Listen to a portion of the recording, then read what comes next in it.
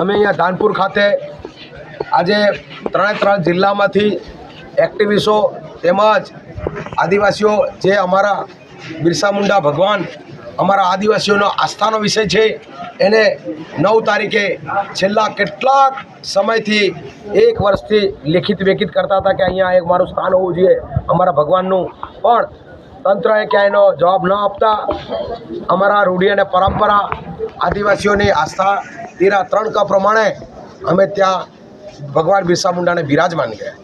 ત્યાર પછી ત્યાં જે પણ તંત્ર અથવા કે જે લોકો હશે એ લોકોએ ત્યાં નોટિસ ચોંટાડી છે કે આટલા 48 કલાક પછી અહીંયાથી આ ખસાવી લેવાની વાત છે.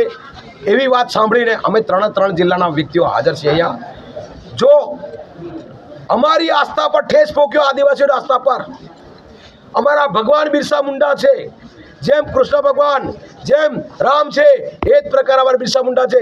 જો અમારી આસ્થા સાથે ખેલવાડ ના કરતા અમે કોઈ ખેલવાડ કરે છે આજે અહીંયા જે નોટિસ ચોંટાડી છે માર્ગ અને મકાન વિભાગ એ તો કર્મચારી છે, એમને પણ કંઈક સિસ્ટમે કોઈ જવાબદારી લીધી છે.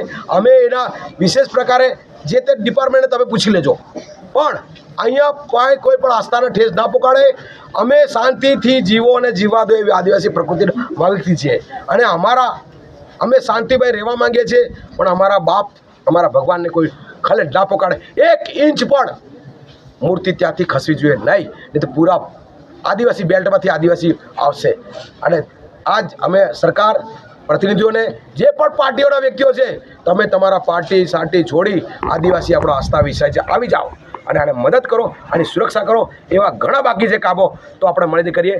જય આદિવાસી, જય ભારત, જય શ્રી પ્રશાસન જે પ્રમાણે કીધું છે આવડે તો મામલતદારશ્રી અને PSI સાહેબને બધાએ કીધું છે કે ભાઈ અમે તમારી લાગણી અને વાચા અમે ઉપર પહોંચાડશું, એટલે એમના પણ કંઈક ક્રાઇટેરિયા આપણા એમની પોતાને કીધું છે. પણ શાસન પ્રશાસન નહીં કરે તો અમે લોકો અમારી ટીમ એની આગળની રણનીતિ તૈયાર કરશું. એટલે કહેવાય કે આગળની મુહિમ અમે આંદોલન પણ કરશું. ગાંધી ચિંધ્ય માગે અને સંવિધાનિક રીતે અમે બધું કરશું અમારી રીતે જે એમને હક અધિકાર આપ્યા છે. અને આમાં રૂઢિ અને પરંપરાથી ગ્રામસભા મળી છે, એમાં નક્કી થયું છે કે આટલું પ્રમાણે કરવું અને હવે ફરીથી પણ ગ્રામસભા મળશે, આગળનો રણનીતિ કરીશું.